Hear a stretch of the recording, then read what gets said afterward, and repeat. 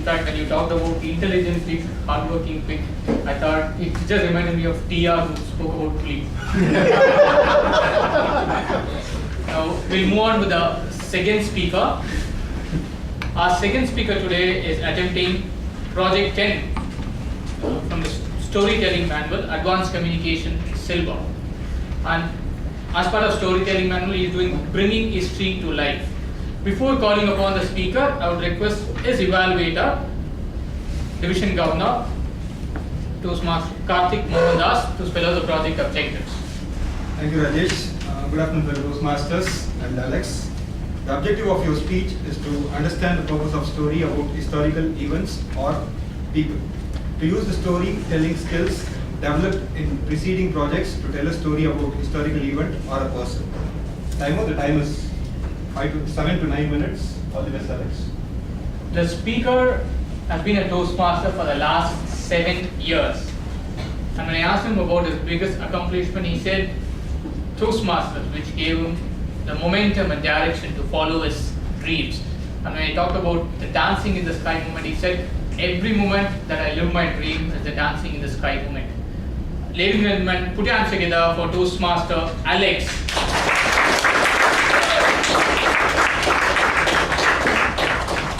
Toastmaster Alex Jacob, Narendra. Narendra, Toastmaster Alex Jacob. 1863, January 12th, Narendra was born. Was he sent to the earth to uplift India?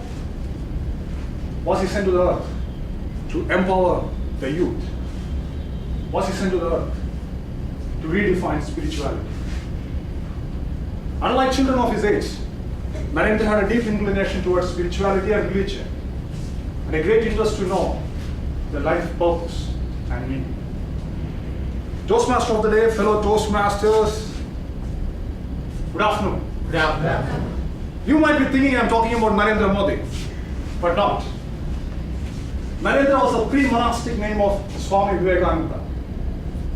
As you all know, Swami Vivekananda's contribution to India, world of spirituality, cannot be summarized in a few words, a few sentences, not even in a speech.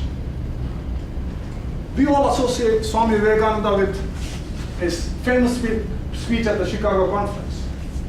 But there are many untold stories which could inspire us.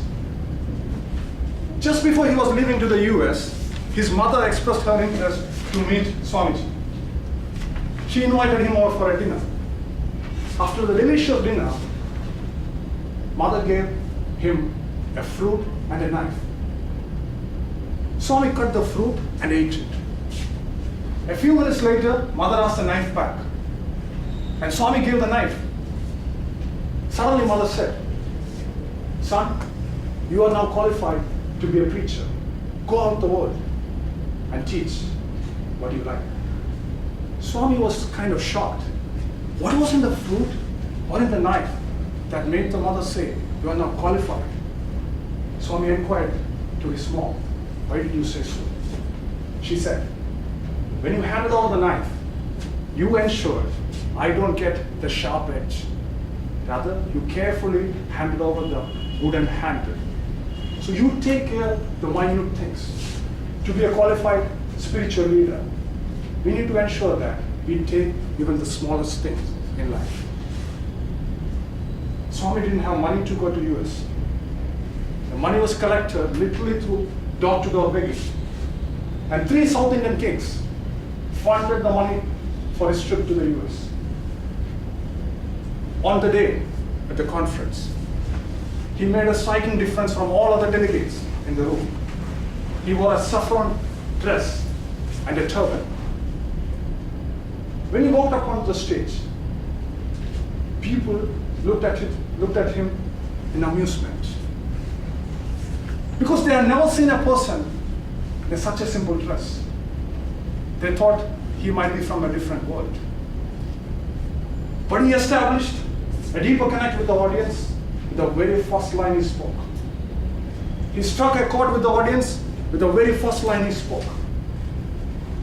"My brothers and sisters of America, that sent waves of hope that sent waves of courage, that sent waves of joy to the people.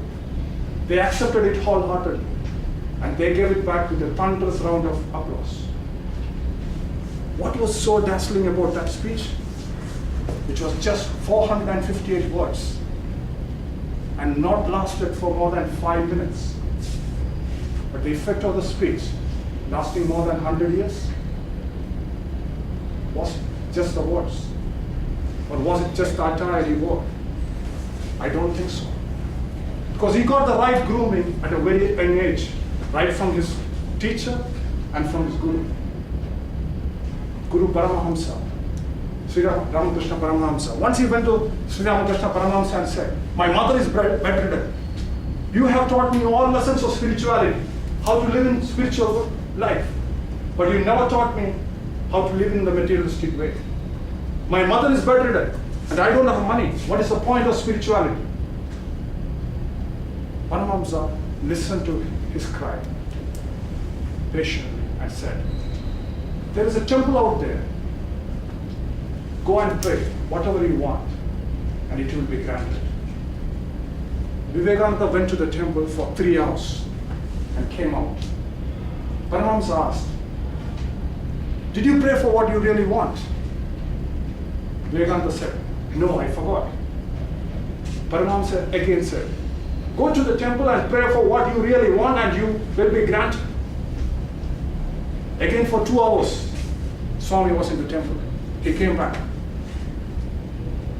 Paramahamsa again asked, "Did you pray for what you really want?" He said, "No, I forgot."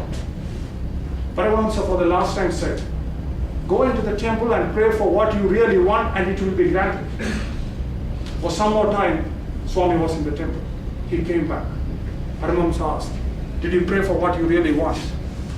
He said, "No, I can't.